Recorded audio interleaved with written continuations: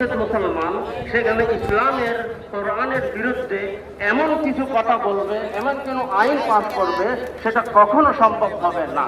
যদিও যারা করে তাদের প্রতিবাদ আমরা করব, মুশকিলে নিয়ে এসে আসান সময়।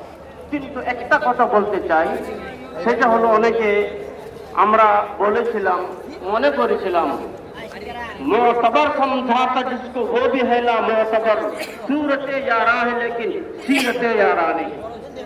আমরা যাদেরকে মোতবর মনে করেছিলাম তারাও এমন একটা কাজ কিছুদিন পরে পরে দেখা যাচ্ছে। আল্লাহ তাআলা হেফাজত করুক। আমরা মুসলমান, আমরা বাংলাদেশি, সব ইসলামিক নিয়ম কানুনের উপরে আমরা সব মুত্তাহিদ আছি, থাকবো। ইসলাম জিন্দাবাদ, হেফাজত ইসলাম জিন্দাবাদ। ঈদ ওয়াজ মান আজম লা জাহান আমিন বাদ ওয়া আখির দাওয়ানা আলহামদুলিল্লাহি রাব্বিল আলামিন।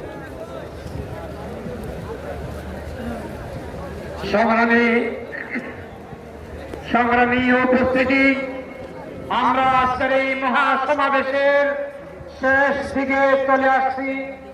এই পর্যায়ে আপনাদের সামনে গুরুত্বপূর্ণ বক্তব্য পেশ করবেন হেফাজত ইসলাম বাংলাদেশের কেন্দ্রীয় সিনিয়র যুগ্ম মহাসচিব, ঢাকা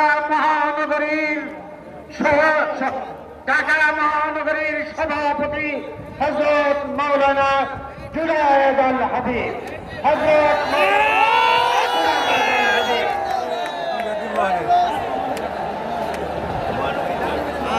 খালি গুজনে উঠে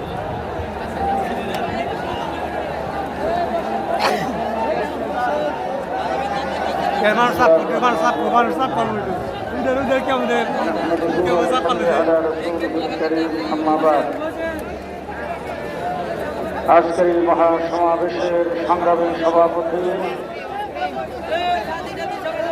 মঞ্চে অবশিষ্ট হেফাজত ইসলাম বাংলাদেশের কেন্দ্রীয় জাতীয় নেতৃবৃন্দ, সম্মানিত উলামায়ে কেরাম, সংগ্রামী সাথী ও বন্ধুগণ, সর্বপ্রথম শোক প্রকাশ করছি হেফাজত ইসলাম বাংলাদেশের প্রতিষ্ঠাতা মহাসচিব, এদেশের আলিমকুল শিরোমণি আল্লামা সুলতান জোক রহমতুল্লাহ আলাইহি ইন্তেকাল করেছেন। আমরা তার রূহের মাগফিরাত কামনা করছি। আল্লাহ পাক তাকে জান্নাতের আলা মুকাম দান করুন। আজকের সমাবেশ আবারও প্রমাণ করেছে হেফাজত ইসলাম ছিল, আছে এবং থাকবে। শাপলা চত্বরে 1,54,000 গুলি হেফাজত ইসলামের নেতা কর্মীদের উপর বুকের উপর চলে। হেফাজতকে ধ্বংস করা যায় নাই, আস্থা কোনো শক্তি হেফাজতকে ধ্বংস করতে পারবে না। সংগ্রামী সাথী ও বন্ধুগণ, গত 15 বছর দেশের সরকার, আওয়ামী সরকার বাংলাদেশে যে হত্যাকাণ্ড নির্যাতন চালিয়েছে তাতে প্রমাণ করেছে বর্তমান বিশ্ব সবচাইতে বড় একটি সন্ত্রাসী সংগঠন আওয়ামী লীগ। জেলখানায় ছিলাম প্রায় 2 বছর। জেলখানার ভিতরে দেখেছি সন্ত্রাসের দায়ে অনেক সংগঠনকে বের করা হয়েছে, নিষিদ্ধ করা হয়েছে, তাদের নেতা কর্মীরা জেলে আছেন।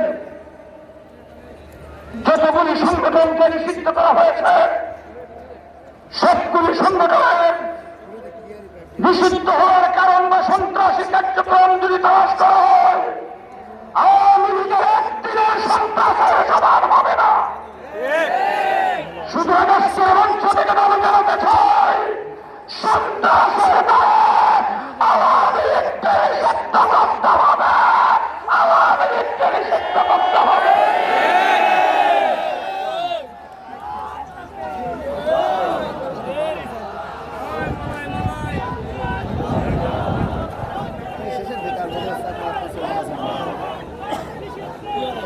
সাধারণ সরকার বন্ধুগণ,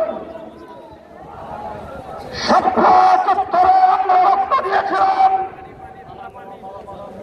সেই রক্তের মাধ্যমে আওয়ামী লীগের প্রথম গ্রন্থে গিয়েছিল।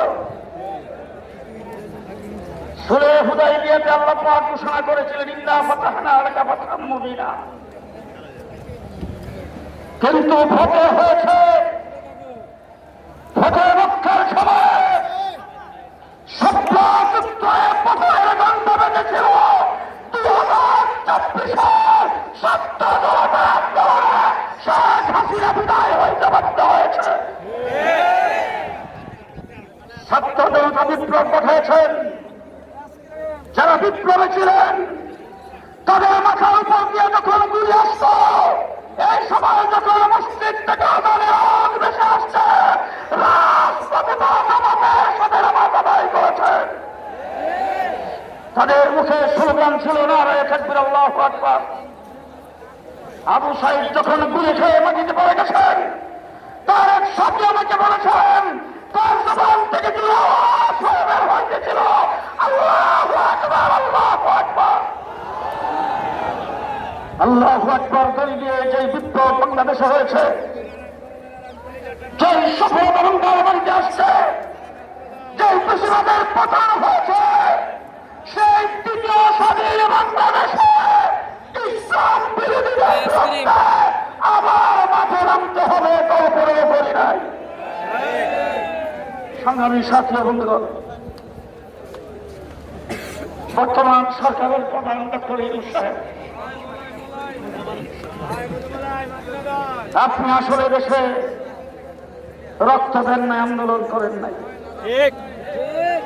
সংগ্রামী দেশে আমরা করেছি, রক্ত আমরা দিয়েছি। এজন্য রক্তের মাধ্যমে স্বাধীনতা অর্জন। তার কি কষ্ট এটা আপনি হয়তো বুঝেন নাই। আপনি কমিশন গঠন করেছেন।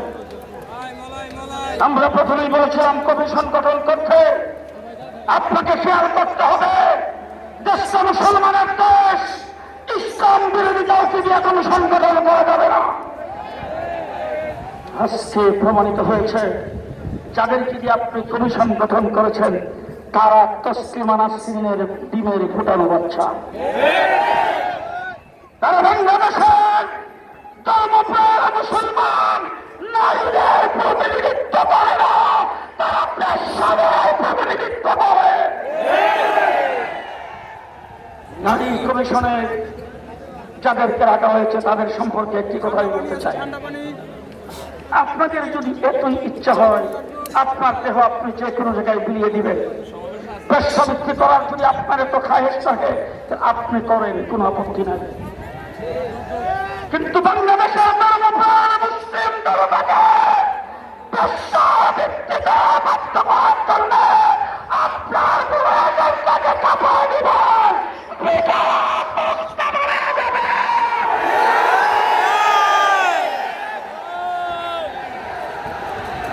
সংগ্রামী সাথী ও বন্ধুগণ, সংগ্রামী সাথী ও বন্ধুগণ, সময় কম, বহু কিছু বলার ছিল। ডক্টর ইউনূস সাহেব, আপনি যখন সর্বপ্রথম ক্ষমতায় এসেছেন আমরা আপনাকে সহযোগিতা করেছি। আওয়ামী লীগ বেশিরভাগ ভারতের মুখের তুলে বসে এই দেশ থেকে আপনাকে উৎখাত করার জন্য সর্বপ্রথম যে কাজটি করেছিল সংখ্যালঘুদের উপর নির্যাতন। সেই নির্যাতনের আওয়াজ যখন উঠেছে আমরা মন্দিরগুলোকে পাহারা দিয়েছি, আমরা এই দেশের রাস্তাঘাটে ট্রাফিকের কাজ করেছি।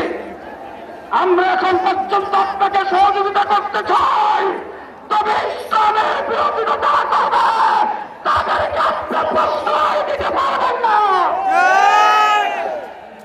অথবা আপনাকে জানায় দিতে চাই, যদি আপনি ইসলাম বিরোধী কোনো গ্রুপকে প্রশ্রয় নেন, বাংলাদেশের ইসলামের বিরুদ্ধে কোনো আইন, কোনো সংস্কারকে চাপাই দিতে চান, শেখ হাসিনা পাক করা ভাত খেয়ে যাইতে পারে নাই।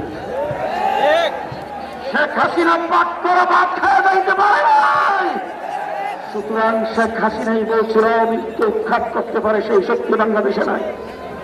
কিন্তু আওয়ামী লীগ যেভাবে উৎখাত হয়েছে, শেখ হাসিনা উৎখাত হয়েছে, আপনি সংখ্যাগরিষ্ঠ মুসলমান মুসলিম দেশের রাষ্ট্রপ্রধান হয়ে ইসলামের বিরুদ্ধে কোনো কিছু করবেন, আপনার সহযোগিতার হাত উঠায় নেব, আপনার বিরুদ্ধে কাপড়ের কাপড় নিয়ে মাঠে নামতে বাধ্য হব।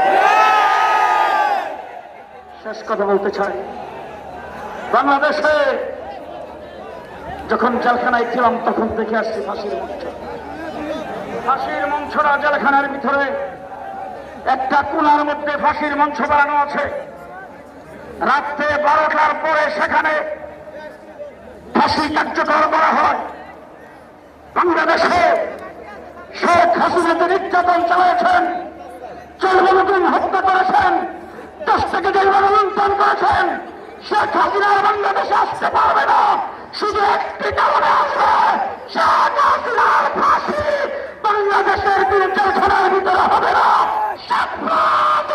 ফাঁসির কাজটা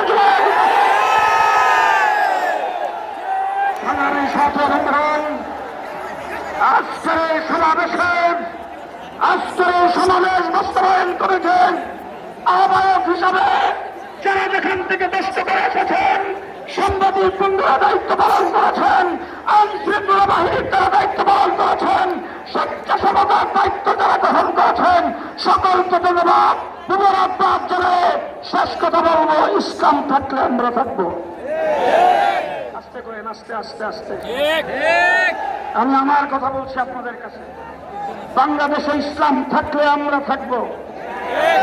ইসলামের বিরুদ্ধে বাংলাদেশে কোনো কিছু করতে চাইলে আমাদের লাশের প্রতি আসতে হবে।